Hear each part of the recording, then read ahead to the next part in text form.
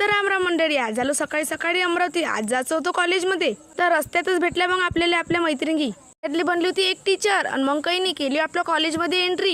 हे आहे आपल्या अमरावतीमधलं फेमस कॉलेज आणि कमेंटमध्ये सांगा कोणचं कॉलेज आहे. मग केले कॉलेजच्या अंदर एंट्री. तर आज होतं आपल्या कॉलेजमध्ये टीचर डे आणि टीचर डेच्या यानं आज मी कॉलेजमध्ये आली होती. इंग्लिशचं लेक्चर होतं आणि यांचं लेक्चर ऐकून तर बा मी इंग्लिशच भुलून गेली. दुसरा लेक्चर होता केमिस्ट्रीचा आणि हे सर तर लयच कडक आहे बाबा. यांच्या लेक्चरमध्ये कोणी जर बोललं तर डायरेक्ट उभंच करून दे. आम्हाला उभं केलं तर मग. दुसरा लेक्चर होता आपला फिजिक्सचा. आपल्याला तर काही येत नाही पण आवडीचे सगळेच विषय आहे.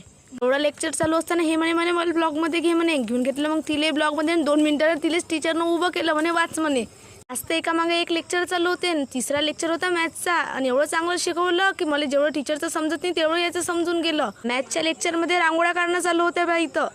आणि आता चौथा लेक्चर होता आपला बायोलॉजीचा. बायो म्हणजे आम्हाला एवढंच समजते की आपल्या शरीरातल्या आतड्याचा अभ्यास. हे तर तिचा जीव